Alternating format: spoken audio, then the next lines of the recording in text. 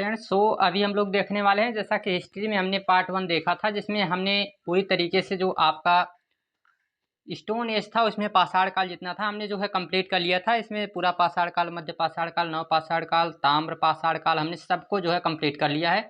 अभी आज हम देखने वाले हैं आद्य ऐतिहासिक काल। क्या होता है आद्य ऐतिहासिक काल? उसमें जो है हमने देखा था कि कोई भी लिखित साक्ष्य नहीं था हमारे पास, लेकिन इसमें क्या है कि मानव द्वारा लिखी गई लिपि को पढ़ा नहीं जाएगा, लेकिन लिखित साक्ष्य आपको मिलेंगे। ठीक, इसमें जो है जो लिपि है वो पढ़ी नहीं जा सकती है। ठीक है, ऐसी लिखी गई है कि वो पढ़ नहीं सकते हैं हम, लेकिन जो है उसे लिखित साक्ष्य जो है वहाँ पे मिलेगा। भले ही हम ना पढ़ सकें, लेकिन लिखित साक्ष्य जो है मिलेगा। इस काल का जो हमें जानकारी इस काल की अगर कहीं पे मिलेगी तो पुरातात्विक साक्ष्यों में हमको जो है इसकी जानकारी मिल सकती है। अन्यथा जो कहीं लिखी हुई जानकारी जो है, लिखी तो गई है लेकिन जो है इसके बारे में अभी तक हमको जो है पढ़ने के लिए इसकी जानकारी नहीं है। तो आपको बताएं, इनकी भाषा जो है जैसे डॉक्टरों की भाषा होती है, ठीक है, कि इसको जो है समझ नहीं आता है कि क्या लिखा गया है, तो उसी तरीके से जो है वो वही जानते हैं, तो जिन्होंने लिखा है वही समझ पाएंगे कि जो है क्या लिखा गया है। आइए जो है इसमें देखते हैं। जो सबसे बड़ा एक सिंधु घाटी सभ्यता के नाम से जाना जाएगा आद्य ऐतिहासिक काल में, सबसे ज़्यादा जो है इसी का महत्व रहता है। तो आइए देखते हैं सिंधु घाटी सभ्यता क्या है। ये सभ्यता, इसके बारे में डिटेल में हम लोग देखने वाले हैं।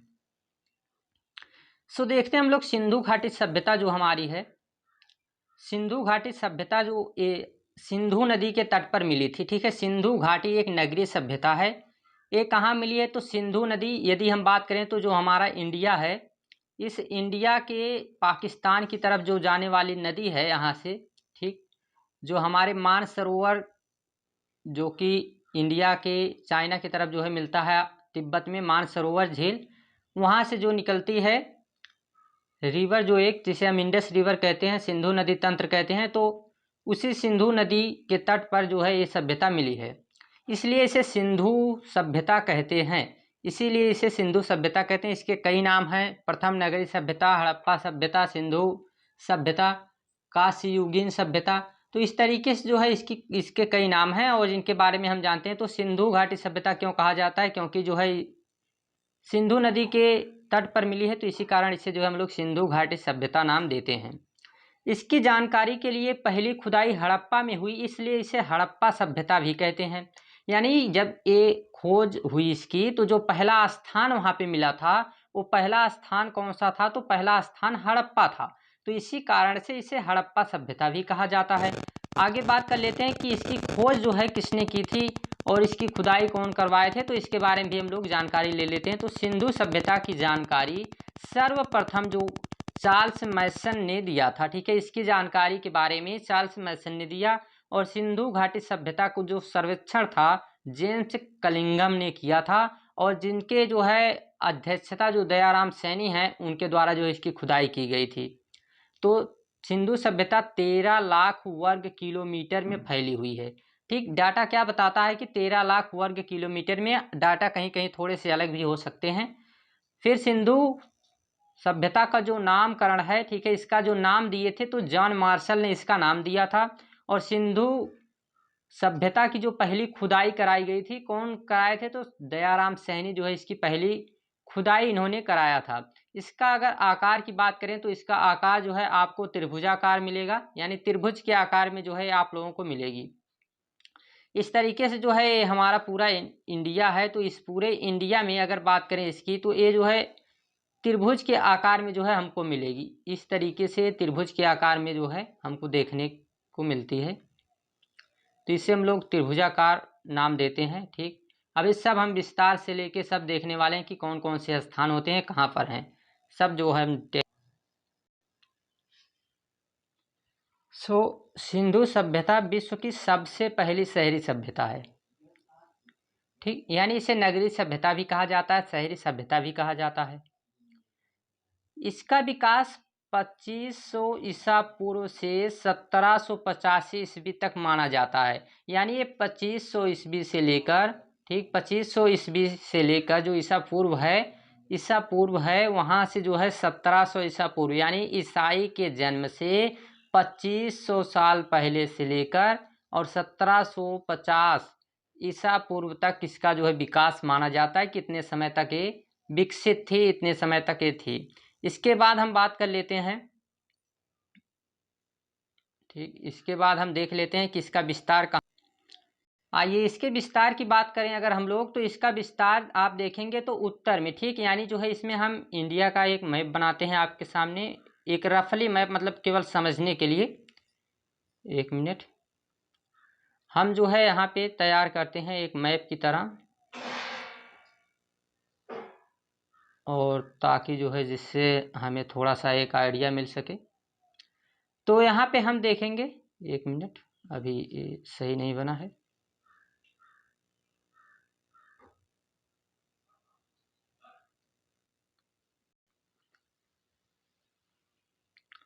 ठीक, तो यहाँ पे जो है बस समझ लेते हैं कि ये रहा हमारा इंडिया। तो जो इसमें उत्तर की बात करें अगर, ठीक है, तो इसमें अगर हम उत्तर की बात करें तो यहाँ पे हम देखेंगे ये जो हमारा स्थान इसमें है, ठीक, यहाँ जो उत्तर में आप देखेंगे तो उत्तर में मांडा तक, ठीक है, एक स्थान है मांडा। और किस नदी पे है, तो आप देखेंगे यहाँ पे जो नदी है वो चेनाब नदी पे। तो चेनाब नदी पर आपको मांडा तक उत्तर में फैली हुई है सिंधु घाटी सभ्यता। फिर आप देखेंगे पश्चिम की तरफ, तो पश्चिम की तरफ आपको मिलेगा सूतकांगेडोर, ठीक है, सूतकांगेडोर जो कि दास्क नदी पर है, ये दास्क नदी पर है सूतकांगेडोर, मांडा चेनाब नदी पर है। और इसके बाद जो सामने आता है, जो कि पूरब में अगर हम लोग बात करें, जो हमारे आलमगिरी तक जो है फैला हुआ है, ठीक, यहाँ पे पूर्व में आप देखेंगे तो आलमगिरी तक फैला हुआ है। आलमगिरी तक किस नदी पे है, तो हिंडन नदी पर जो है फैला हुआ है। और जो सबसे दक्षिण में है दाइमाबाद, जो कि प्रवरा नदी पर फैला हुआ है, ठीक है, दाइमाबाद कहाँ तक फैला हुआ है, तो ये प्रवरा नदी पर है दाइमाबाद, जो कि दक्षिण में। तो इस तरीके से जो है इसका विस्तार हुआ है, इस तरीके से इसका विस्तार हुआ है। तो इसी कारण जो हम इसको त्रिभुजा आकार का कहते हैं, त्रिभुज के आकार का जो इसको मानते हैं, ठीक। तो इस तरीके से हमारी सिंधु घाटी सभ्यता हमारे भारत में और पाकिस्तान का क्षेत्र मिला के जो है फैला हुआ है।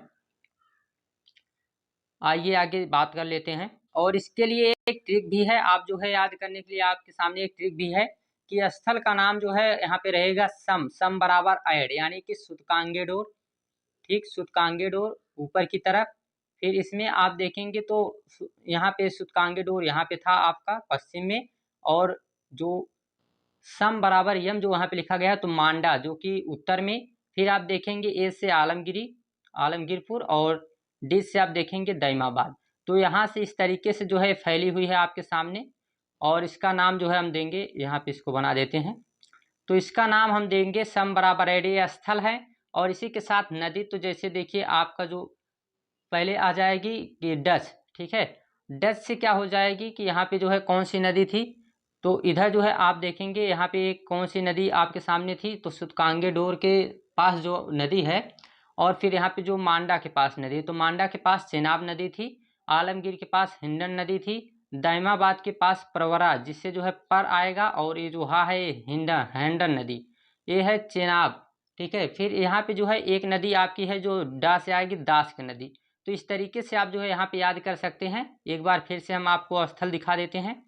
तो यहाँ से जो है आप इस ट्रिक के माध्यम से याद कर सकते हैं कि यहाँ पे आप देख सकते हैं कि वहाँ पे सम बराबर ऐड लिखा गया था। तो सम बराबर ऐड यानी कि जो हमारा उत्तर में है, तो उत्तर में स्थान है मांडा, और यहाँ पे है सूतकांगेडोर। तो यहाँ से हो गया हमारा सम, और सम से हो गया जो है सूतकांगेडोर और मांडा।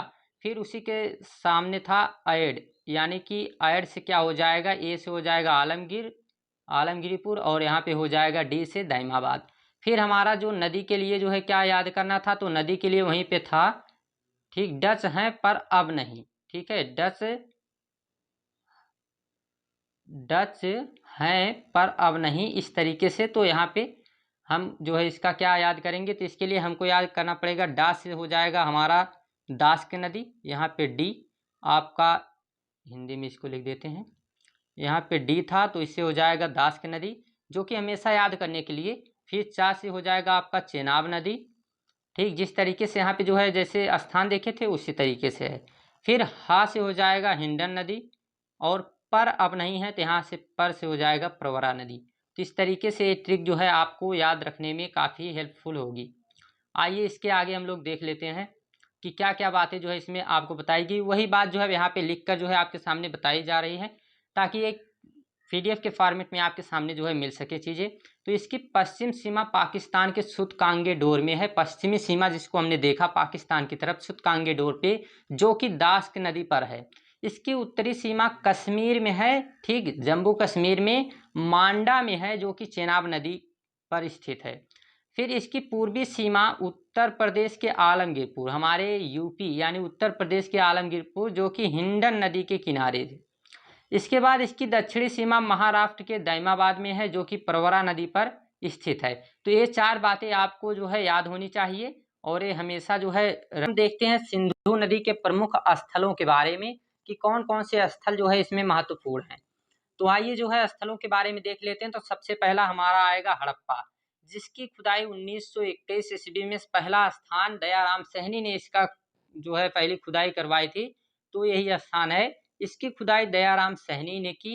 ये रावी नदी के तट पर पाकिस्तान के माउंट गोमरी जिला में स्थित है। तो पाकिस्तान में स्थित है, और कहाँ पे स्थित है, तो माउंट गोमरी नाम का एक जिला पाकिस्तान में है, जो कि पंजाब प्रांत के नाम से जाना जाता है। तो उसी में जो है आपको मिलेगा हड़प्पा, ठीक है, जिसकी खुदाई जो है दयाराम सहनी ने की थी। यहाँ पे कुछ निम्नलिखित वस्तुएं मिली हैं। क्या क्या चीजें जो है यहाँ पे हमको मिली हैं, तो उसके बारे में जो है हम लोग देख लेते हैं। जो हमारा हड़प्पा है, यहाँ से क्या क्या चीजें मिली हैं, तो इसके बारे में हम जो है देख लेते हैं। यहाँ से मिलने वाली चीजों में क्या क्या है, तो कुम्हार का चाक है, ध्यान देंगे सबको जो है याद होना चाहिए, ठीक, कुम्हार का चाक। अन्नागार, कुम्हार का चाक का मतलब है कि कुम्हार के द्वारा बनाया गया जो मतलब कि मटका बनाया जाएगा, ठीक है, ये सब यहाँ पे मिला हुआ है। यहाँ पे अन्नागार मिला है। अन्नागार का मतलब कि एक अलग से स्थान है, एक अलग से रूम बनाया गया एक, और उसमें जो है जितने भी अनाज है उनको रखा जाता है। तो यहाँ पे अन्नागार मिला है। श्रमिकों का आवास मिला है, कि लोग निवास जहाँ करते थे, श्रमिक जहाँ पे रहते थे उनका भी आवास मिला है, उनका भी जो है घर यहाँ पे मिला हुआ है। इसके बाद मातृ देवी की मूर्ति मिली है। एक जो है देवी मिली है मातृ देवी, और उनकी जो है यहाँ पे मूर्ति मिली हुई है। लकड़ी की ओखली मिली हुई है, ठीक है, लकड़ी की ओखली, यानी जो है इससे पता चलता है कि खेती करना लोगों ने शुरू किया था। जो बात हमने पाषाण काल में पढ़ा था, तो वो बात के साक्ष्य यहाँ पे मिलते हैं। फिर लक्कड़ के ताबूत, यानी लकड़ी के यहाँ पे ताबूत भी जो है मिले हुए हैं। इसके बाद RS-37 कब्रिस्तान मिला है। यहाँ पे कब्रिस्तान यानी जो है लोगों को वहाँ पे दफनाने की परंपरा भी शुरू हो चुकी है।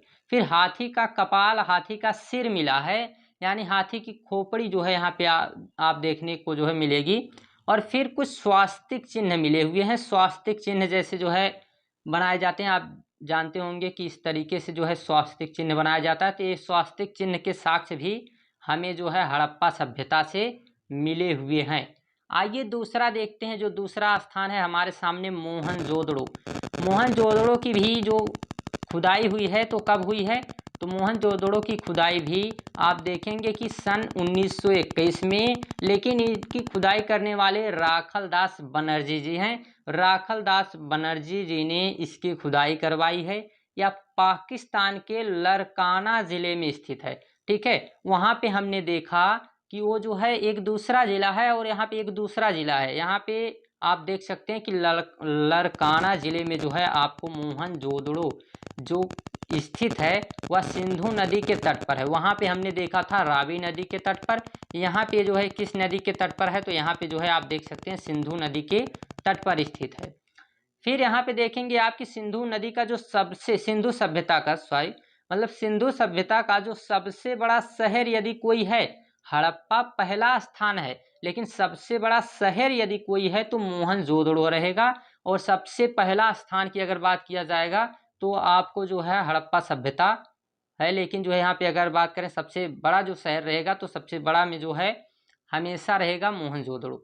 इसके बाद जो इसमें और क्या ध्यान देना है, तो यहाँ मृतकों का बहुत बड़ा टीला मिला है। क्या मिला है, मृतकों का टीला, मतलब कि वहाँ पे कई लोगों की इकट्ठा लाश मिली है, जिसे हम मृतकों का टीला कहेंगे। क्या और कौन सी यहाँ पे चीज़ें मिली हैं? तो पुरोहितों का आवास यानी पुजारियों का निवास स्थान मिला है। घर में कुआं मिला है यानी कि जो है जल की व्यवस्था, घर में कुएं का निर्माण किया गया है। विशाल स्नानागार मिला। विशाल स्नानागार का मतलब कि एक अलग से ऐसा रूम बनाया गया है, एक ऐसा अलग से जो है तालाब जो है वहाँ पे बनाया गया है, ठीक है, तालाब एक बनाया गया है स्नानागार, स्नान करने के लिए।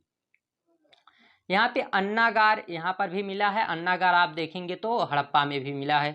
अन्नागार का मतलब है कि जहाँ पे अलग से अनाज रखने के लिए एक रूम बनाया जाए।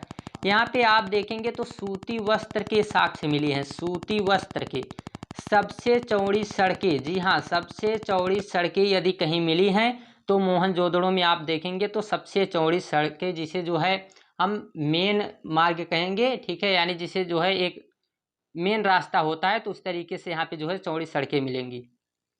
यहाँ सभागार मिला है। सभागार का मतलब जहाँ सभी लोग इकट्ठा होकर अपनी बातों को रखेंगे, वो चीज़ जो है यहाँ पे आपको सभागार मिला है।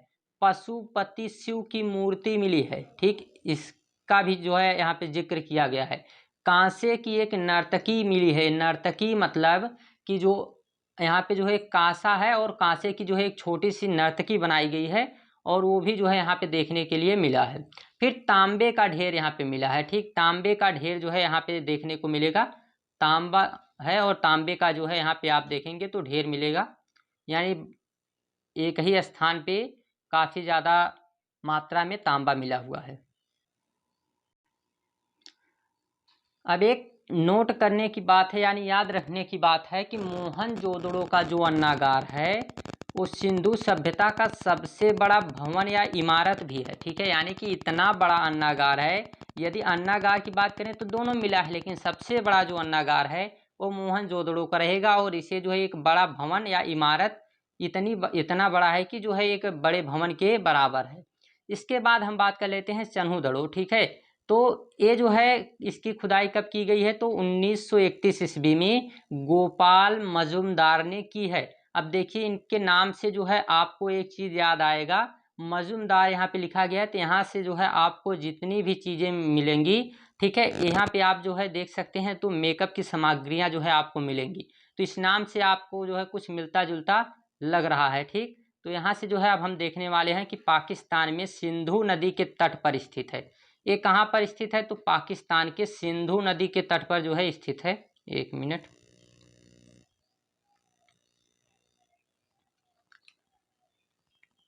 ठीक, तो पाकिस्तान के सिंधु नदी के तट पर जो है स्थित है। एकमात्र शहर है जो दुर्ग रहित है, मतलब कि इसके चारों तरफ जो है टीले नहीं बनाए गए हैं, मतलब चार दीवारी नहीं बनाई गई है। बाकी सभी के चारों तरफ जो है चार दीवारी बनाई जाती है, और इसके चारों तरफ जो है चार दीवारी नहीं बनाई गई है। फिर एक औद्योगिक शहर है। यह जो है क्या है? एक औद्योगिक शहर है। इसमें कौन कौन सी चीज़ें मिली हुई हैं? तो यहाँ जो है आप देख सकते हैं, यहाँ पे मेकअप की सामग्रियाँ, ठीक, जिसमें जो है शीशा, मनका, गुड़िया, सुई, अलंकृत ईंट भी मिले हैं, ठीक, अलंकृत ईंट यानी डिजाइन बने हुए ईंट यहाँ पे मिले हैं। बिल्ली का पीछा करता हुआ कुत्ता, इसका भी साक्ष्य जो है आप लोगों को यहाँ पे देखने को मिलेंगे चन्हुदड़ो में। इसके बाद हम बात कर लेते हैं रोपड़ की, और रोपड़ में क्या क्या मिला हुआ है। तो रोपड़, इसकी खुदाई यज्ञदत्त शर्मा ने की है। रोपड़ की खुदाई करने वाले यज्ञदत्त शर्मा जी हैं, और इन्होंने 1953 ईस्वी में इसकी खुदाई की है। यह पंजाब के सतलज नदी के किनारे स्थित है, यानी पंजाब जो हमारा पंजाब है, हमारे भारत का जो पंजाब है, पंजाब प्रांत पाकिस्तान की बात नहीं यहाँ की है, तो पंजाब जो सतलज नदी है इसके किनारे स्थित है। यहाँ मानव के साथ साथ उसके पालतू जानवरों का भी शव मिला है। शव का मतलब कि जब वहाँ पे जो है इनको दफन किया जाता है मानव को, तो उनके साथ जो है उनके जितने जो भी उनका पालतू पशु रहता था उसको भी साथ में जो है वहाँ पे दफना दिया जाता था। तो इसका भी साक्ष्य यहाँ पे मिलेगा। ऐसा ही शव नवपाषाण काल में जम्मू कश्मीर के बुर्ज होम में भी मिला है। ये हमने नवपाषाण काल में ये हमको मिला था, और ये जो है अभी सिंधु घाटी सभ्यता में रोपड़ में मिला हुआ है। इसके बाद वनवाली, ठीक है, ये वनवाली है। तो यहाँ पे क्या क्या मिला है इसके बारे में हम लोग बात कर लेते हैं। ये चीज़ें आप लोगों को फैक्ट के रूप में हमेशा याद रहना चाहिए, क्योंकि यहीं से क्वेश्चन आता है और कई बार जैसे अभी आपको बताएं कि जो एक इंट्रेंस एग्जाम की तरह जो है एक और होता है, जैसे BA BSc इन सब में जो एक जो होता है हमारा पर्यावरण से रिलेटेड, जो कि कंपलसरी होता है सबके लिए, तो इसमें भी कई सारे क्वेश्चन जो है ऐसे मिलेंगे कि जो है कौन सी चीज़ें कहाँ से मिली हैं। तो इस तरीके से जो है वहाँ पे ध्यान देना चाहिए। ये इसी तरीके से फैक्ट के रूप में सब जगह जो है पूछा जाता है। तो आइए देखते हैं कि वनमाली, इसकी खुदाई रविंद्र सिंह ने की थी। ठीक है, रविंद्र सिंह ने इसकी खुदाई की है, या हरियाणा में स्थित है। इसके समीप रंगोई नदी, ठीक है, रंगोई नदी इसके समीप है या रंगोई नदी के पास में वनमाली स्थित है। यहाँ जल निकासी की व्यवस्था नहीं है। ठीक है, यानी कि सब व्यवस्था जो है सभी जगह जल निकासी की अच्छी व्यवस्था की गई है। वहाँ पे जो है सड़क के बीचों बीच नालियाँ बनाई गई हैं और उनको ढका गया है, लेकिन जो है वनमाली में ऐसा साक्ष्य नहीं मिलता। यहाँ पे जल निकासी की सही व्यवस्था नहीं है, जिसके कारण घरों में सोखता मिला है। यानी जो है जब नाले की व्यवस्था अच्छी नहीं होगी, जल निकासी की व्यवस्था अच्छी नहीं होगी, तो यहाँ पे जो है आप देखेंगे तो घर में जो है सोखता बनाया गया है, यानी जो है जिससे जल नीचे जा सके। फिर इसके बाद यहाँ सड़कें टेढ़ी मेढ़ी है, यहाँ की सड़कें सीधी नहीं बनाई गई हैं, यहाँ की सड़कें टेढ़ी मेढ़ी बनाई गई हैं। इसके बाद कालीबंगा, कालीबंगा इसका अर्थ होता है कि काली मिट्टी की चूड़ी। ठीक है, कालीबंगा का क्या मतलब होता है कि काली मिट्टी की चूड़ी। यहाँ से अलंकृत ईंट मिले हैं, अलंकृत ईंट हमको चनुदड़ों में भी मिला है और यहाँ पर भी मिला है। चूड़ी मिली है और जो कि वहाँ पर भी मिली थी, यहाँ पर भी मिला है। जोता हुआ खेत, हल एवं हवन कुंड मिले हुए हैं, यानी जोता हुआ खेत, और जहाँ कहीं भी खेत की जुताई होगी तो वहाँ पे जो है हल मिलेगा। हवन कुंड मिलेगा, मतलब यज्ञ के साक्ष्य मिलेंगे। यह राजस्थान में सरस्वती, जिसे घग्घर नदी कहा जाता था, उसके किनारे स्थित है। यहाँ की खुदाई, ठीक है, यानी कि इसकी खुदाई BK थापड़ तथा BB लाल ने की है। ठीक, इनका नाम आप याद रखेंगे, BK थापड़। ठीक, ये दोनों लोगों ने जो है इसकी खुदाई की है।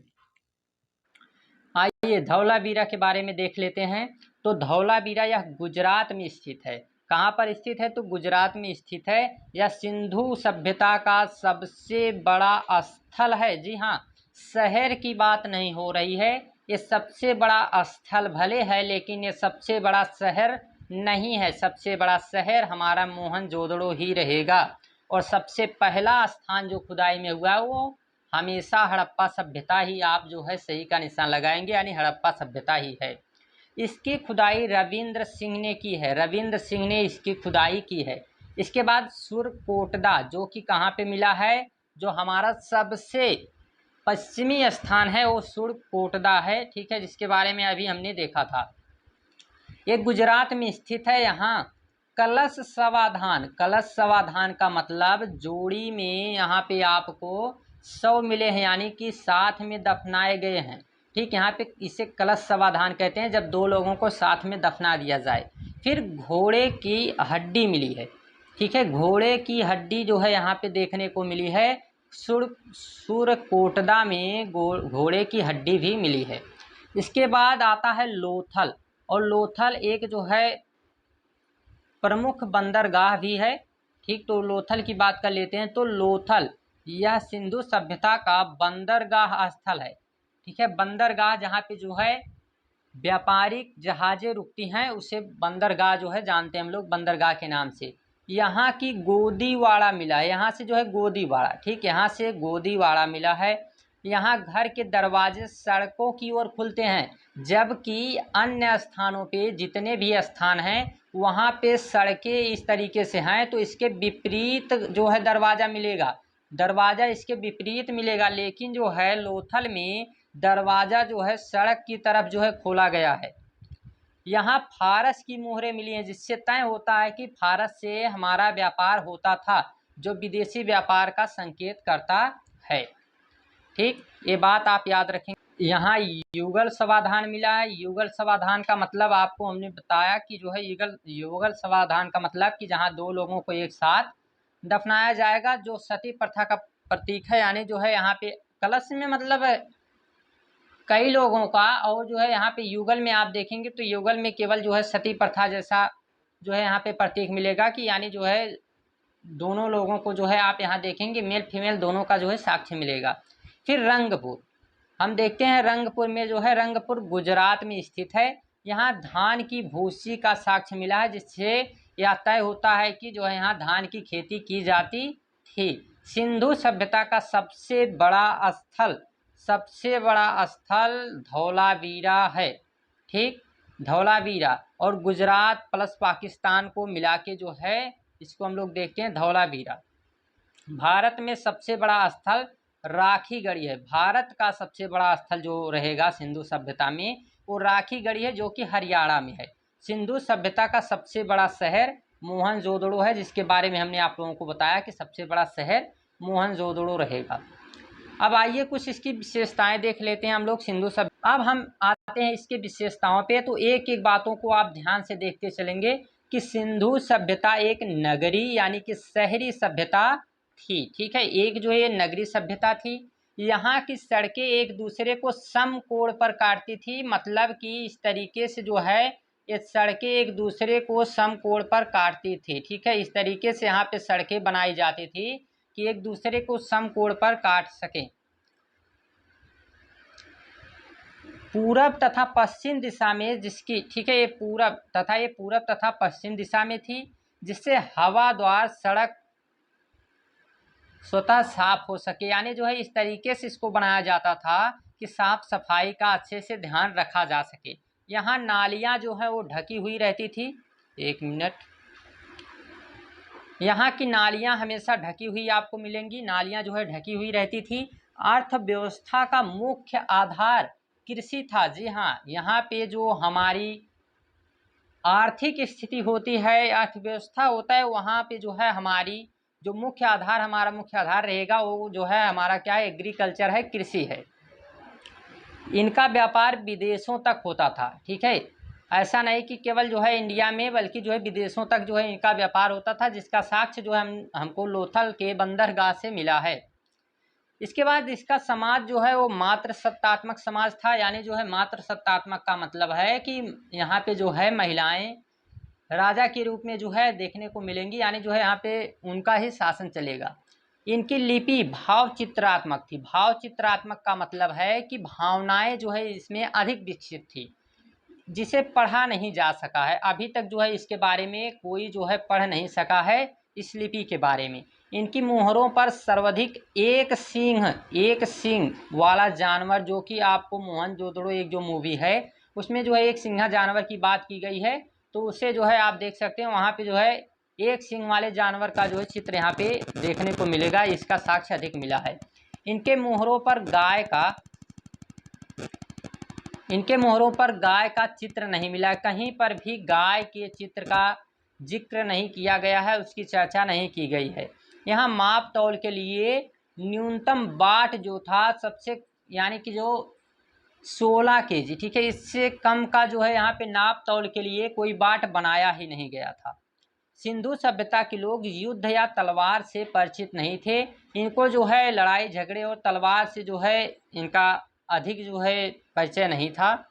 सिंधु सभ्यता के विकास का सबसे बड़ा कारण जो था, ठीक है, विनाश का, ठीक, सॉरी फॉर दिस, विनाश का जो सबसे बड़ा कारण था वो बाढ़ को माना जाता है। जैसा कि हमें जो है वहाँ पर भी देखने को मिलता है, मोहनजोदड़ो जो मूवी उसमें भी मिलता है कि जो नदी है हमारी वो लास्ट में जो है जिसे बांध के द्वारा उसका रास्ता रोका गया था, तो वो बांध टूटने के बाद जो है पूरी तरीके से विनाश हो जाता है। तो उसी तरीके से जो है इसको भी बताया जाता है, इसका कारण भी बताया जाता है। ये सभी बातें थी हमारी जो है सिंधु घाटी सभ्यता के बारे में। बाकी आगे जो है हम लोग देखेंगे अलग अलग सभ्यताओं के बारे में, फिर उसके बाद हम लोग आ जाएंगे प्राचीन इतिहास पे।